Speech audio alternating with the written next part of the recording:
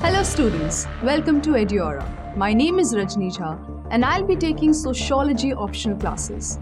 In today's session, we are going to talk about conformity and deviance, which is also called the strain theory. Strain theory argues that crime occurs when there aren't enough legitimate opportunities for people to achieve the normal success goals of a society.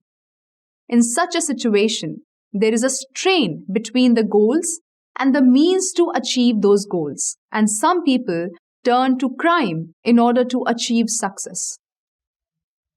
Merton argued that when individuals are faced with a gap between their goals, which is usually finances or money related, and their current status, a strain occurs.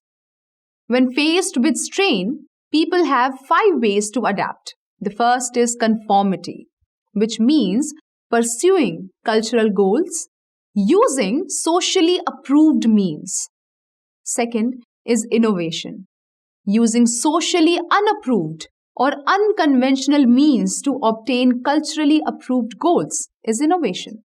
For example, dealing drugs or stealing to achieve financial security. So in this example, the goal was to have financial security. But of course, the means of society will not allow you in drug dealing or in any kind of negative activity. But somehow they went through it, and this led to innovation.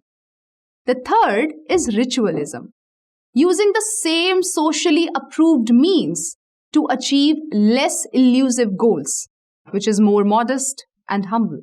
Next is retreatism, to reject both the cultural goals and the means to obtain it, then find a way to escape it. And finally, the fifth, rebellion, to reject the cultural goals and means, then work to replace them. That would be called rebellion. Next, we talked about reference group. Social comparison theory is centered on the belief that there is a drive within individuals to gain accurate self-evaluations. Individuals evaluate their own opinions and define the self by comparing themselves to others. One important concept in this theory is called the reference group. A reference group refers to a group to which an individual or another group is compared.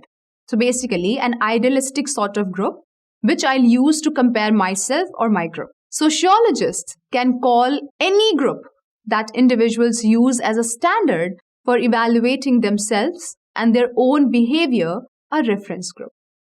Reference groups are used in order to evaluate and determine the nature of a given individual or other group's characteristics and sociological attributes. It is the group to which the individual relates or aspires to relate himself or herself psychologically. Reference groups become the individual's frame of reference and source for ordering his or her experiences, perceptions, cognition, and ideas of the self. It is important for determining a person's self-identity, attitudes, and social ties. These groups become the basis of reference in making comparisons or contrasts, in evaluating one's appearance and performance. Merton hypothesized that individuals compare themselves with reference groups of people who occupy the social role to which individual aspires. Reference groups act as a frame of reference. A reference group can either be from a membership group or non-membership group.